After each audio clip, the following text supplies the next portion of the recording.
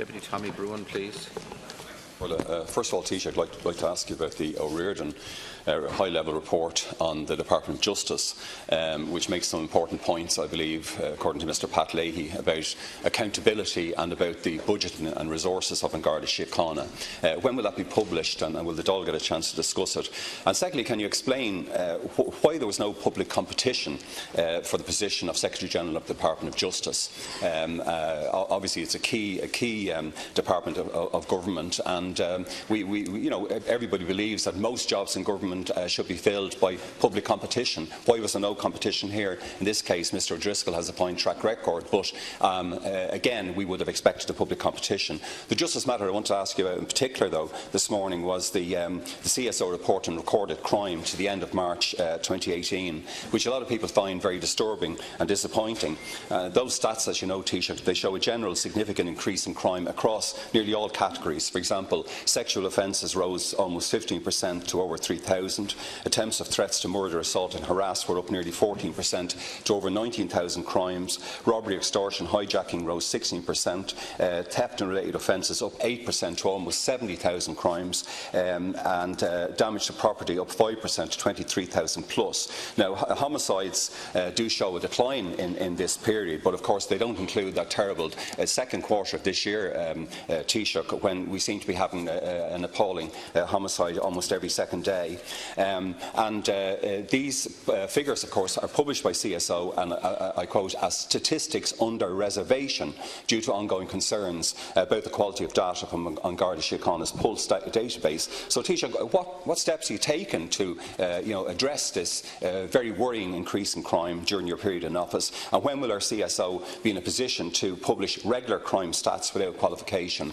And Taoiseach, these shocking crime statistics, they're echoed in episodes of appalling antisocial and criminal behaviour in districts of my own constituency and the Dublin Metropolitan Garda region, the North Division. Again, during your period in office, there's been a big upsurge in antisocial behaviour, thefts, intimidation, harassment, joyriding, serious drug-related crimes. I have here in front of me, indeed, a petition of 200 residents from a district of the North Fringe of Dublin City complaining bitterly at a recent spate of thefts of cars, motorbikes and bikes from their new homes and their demand for a permanent Garda present in this vast new urban district. Your government, of course, Taoiseach, and you were a minister then, you decimated Garda numbers down to mid-2014, and every time, of course, our local Garda staff respond under Chief Superintendent Curran and his officers in DMNR North, they outlined their policing plans, but they talk about very tight budgets, the problem of reducing numbers of personnel. You'll probably come back with the mantra of 21,000 Gardaí by 2021, but we've had no staff increases, only cuts in DMNR North. There's also a report in the media that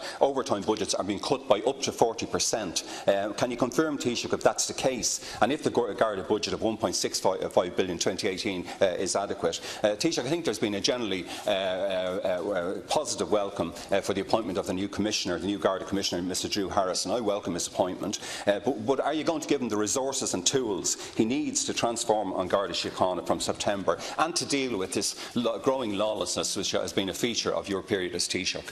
Thanks, Cian.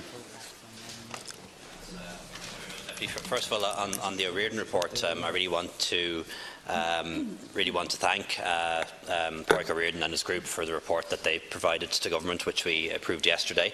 The report builds on the Toland report prior to that and sets out an 18-month time frame during which the Department of Justice will be reformed. It involves dividing the department into two divisions, one on Home Affairs, one on Justice and Law Reform, with two Deputy Secretary-Generals ahead of each department and civil service programme managers in the Minister's department to make sure that the Minister's office is fully abreast of what's happening in both those areas. Also, quite radically, it does a real change across the department, breaking up the work into areas such as policy, operations, legislation and so on, which is very different to the silos that we have typically in government departments, where everything is broken up by policy area, and within each policy area the person is supposed to be responsible for everything, from legislation to communications to PQs to policy to ops. So if this works, it could be a very good model for the modernisation and reform of other government departments as well. But let's see if it works in this department first. In terms of the position of SecGen, there is no requirement that all SecGen positions be be open to public competition. On this occasion, we took the view that it was important that the person who became SecGen of that department had experience being a Secretary General of a government department. So it's essentially a promotion. It's somebody who's moving up from being a SecGen in an important but relatively small department into a much larger, much more challenging and much more complex department. So it's a promotional position rather than one for open competition. However, when it comes to the post of SecGen of Agriculture, which is being vacated as a result of this promotion, that one will be open to full competition, and that decision was made yesterday as well. In terms of tackling crime, there are lots of things that government can do and we're doing. Never mind our target for the future. Since the end of 2016, the number of Gardaí in the Gardaí, our number of members of the force has increased by 600 and recruitment continues, and we're also investing in new Garda stations, modern Garda stations like the one you see just down the road in Kevin Street, such as Sligo, some others that are very much going ahead, and also investment in Garda ICT and in vehicles. The budget for the Gardaí at the moment is unprecedented. It's 1.6 billion. It's an enormous budget. And once again, I'd have to say to you, I know you don't accept this, it is about more than resources. If you want public services to function well, staff and resources are only part of the picture. You need reform. You need to make sure that those resources, those staff, are best deployed in the interests of the people who pay for them and the people who use and need those services, and that hasn't always been the case in the past in Ireland, and it's going to be very much part of the new Commissioner's role and his team's role to make sure that staff and resources are deployed in the interests of the taxpayers who pay for them and the citizens who need them. Thank you. Taoiseach Deputy Broughan. Thanks, Ken. Well, Taoiseach, I mean, I think when you're walking around the country and when we're walking around constituencies, the one thing that sticks in your mind always when crime comes up and antisocial, which it comes up very regularly now, and bad antisocial behaviour, is that people want to see Garda men and women on the streets. It's the man and woman on the street, the visibility of Gardaí that's missing, and that's a key problem. So it is a problem about resources, about actual numbers and about frontline numbers, and that's something you have to address. I do think that we do need a full discussion, Taoiseach, of the Éireann report because it makes important points, apparently, about accountability and the fact that there is no centre of accountability in that department, in the Department of Justice, and that civil servants and Gardaí sometimes have ended up in the trenches, in the same trench together. That whole mindset is something I think Commissioner Harris needs to get rid of. Can I just ask you briefly two last points? Commissioner Emily Logan of the Human Rights and Equality Commission recently, she drew attention to the life cycle of a hate crime country report for Ireland and said we were very deficient in relation to responding to hate crime.